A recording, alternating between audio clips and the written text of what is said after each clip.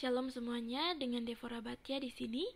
Dalam video kali ini saya akan menyampaikan Haftorah yang saya terjemahkan dari tulisan Rebetsin Kanabraka dalam rebetsinKanabraka.blogspot.com. Memanfaatkan energi menghibur dari Hashem. Haftorah Shoftim diambil dari kitab Yesaya pasal 51 ayat 12 sampai pasal 52 ayat 12. Bagian pertama, hubungan Haftorah dengan Parasha. Janganlah takut pada siapapun selain Hashem. Tema pembacaan Taurat minggu ini berpusat pada fakta bahwa Israel memiliki banyak hakim. Namun, hanya ada satu hakim yang benar, yaitu Hashem. Peran hakim adalah membawa Israel pada rasa takut yang sejati akan Hashem dengan memfasilitasi pelaksanaan ajarannya. Ketakutan sejati akan Hashem dihasilkan dari menghilangkan rasa takut akan apapun kecuali Hashem. Awal Haftorah mengajarkan kita bahwa satu-satunya yang harus ditakuti adalah Hashem. Dia adalah satu-satunya penghibur sejati kita dan sumber hidup kita. Akulah dia yang menghiburmu. Siapakah engkau sehingga harus takut terhadap manusia? Dia akan mati. Dan terhadap anak manusia, dia akan dijadikan seperti rumput. Namun engkau melupakan Hashem, penciptamu yang membentangkan langit dan meletakkan dasar bumi. Dan engkau menjadi sangat takut terus-menerus setiap hari oleh karena kemarahan orang yang menindas ketika dia siap untuk menghancurkan. Dan di manakah kemarahan orang yang menindas itu? Dalam kitab Yesaya pasal 51 ayat 12-13.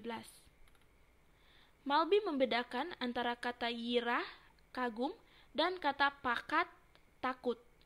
Yang pertama adalah ketakutan akan sesuatu yang eksternal, sedangkan yang terakhir adalah keadaan ketakutan internal yang terus-menerus tanpa menyadari sumber ketakutan seseorang. Bagian berikutnya, ketakutan internal dan eksternal. Menariknya, kata pertama takut di Haftorah kita ditulis dalam bentuk feminin. Fatiri dari yirah atau kagum. Sedangkan kata takut terus-menerus ditulis dalam bentuk maskulin, fat paket dari pakat atau takut. Saya sedang memikirkan bagaimana ketakutan eksternal sesekali mungkin bisa lebih feminin daripada ketakutan terus-menerus dari sumber yang tidak diketahui. Saya menemukan kemungkinan bahwa wanita memiliki emunah, bawaan yang lebih besar, dan karena itu tidak terlalu rentan terhadap ketakutan batin yang terus-menerus. Meskipun wanita distereotipkan lebih takut daripada pria, bisa jadi sebenarnya wanita lebih sadar akan ketakutan mereka, sedangkan pria menderita ketakutan bawah sadar yang dalam. Wanita lebih terlibat dalam pengembangan diri dan kesadaran, dengan mengidentifikasi kemungkinan ketakutan dan trauma. Ketakutan ini dieksternalisasi sebagai langkah untuk menghilangkannya. Saya ingin menghimbau pembaca saya untuk memberikan pendapat Anda tentang ketakutan pria dan wanita masing-masing. Bagian berikutnya, pakaian Yerusalem. Bangunlah, bangunlah, kenakanlah kekuatanmu, hai Sion, kenakanlah jubahmu yang indah, hai Yerusalem, kota yang kudus. Sebab tidak akan pernah lagi datang kepadamu orang-orang yang tidak bersunat dan yang najis. Kebaskanlah dirimu sendiri dari debu, bangkitlah, duduklah, hai Yerusalem, lepaskanlah ikatan-ikatan lehermu, hai putri Sion yang tertawan.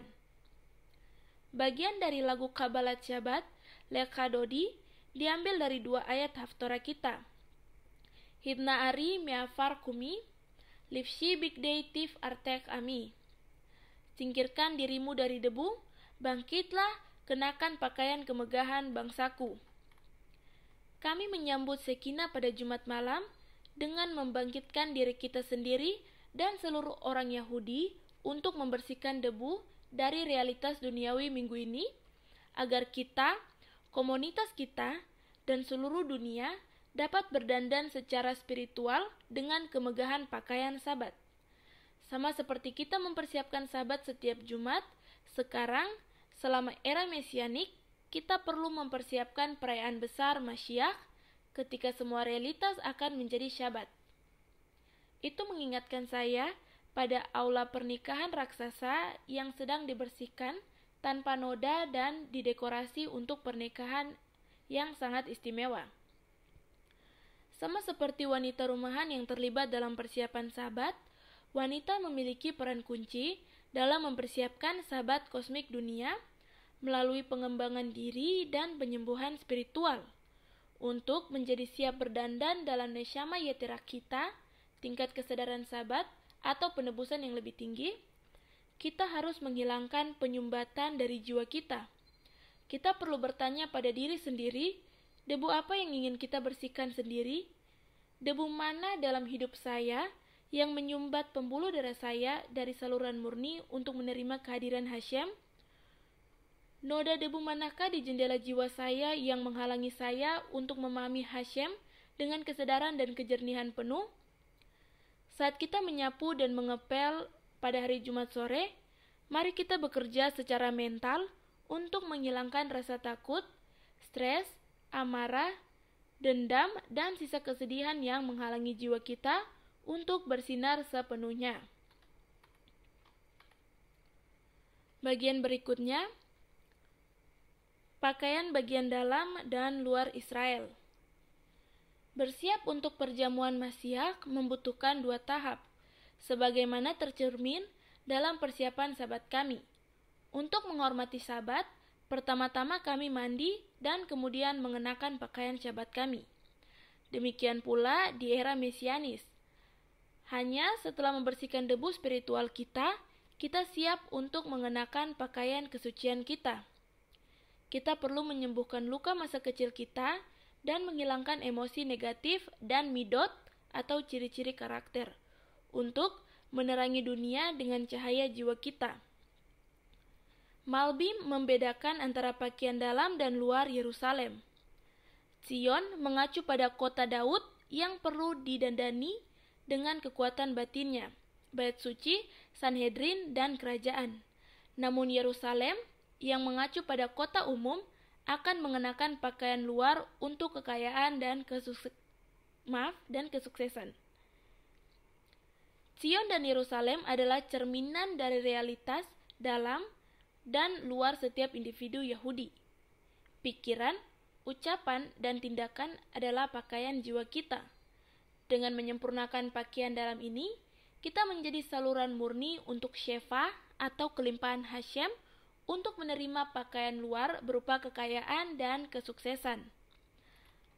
Latihan spiritual kita terdiri dari mengembangkan pandangan positif, memberikan manfaat dari keraguan, benar-benar berusaha membersihkan ucapan kita dari hal-hal negatif dan gosip, dan meningkatkan tindakan dan kebaikan. Sejauh kita telah menyempurnakan pakaian dalam dari tindakan, ucapan, dan pikiran, kita akan dapat mengenakan pakaian luar, berkah dan kemakmuran yang secara konstan menyebabkan Hashem mengalir ke kita. Ketika pakaian luar kita cocok dengan pakaian dalam kita, persatuan kita dengan Hashem tidak akan pernah bisa rusak lagi. Bagian berikutnya, kembalinya abadi. Haftorah diakhiri dengan janji bahwa orang-orang Yahudi tidak akan pernah meninggalkan Yerusalem dengan terburu-buru, karena Hashem akan kembali ke Sion dan melindungi kita dari depan dan belakang.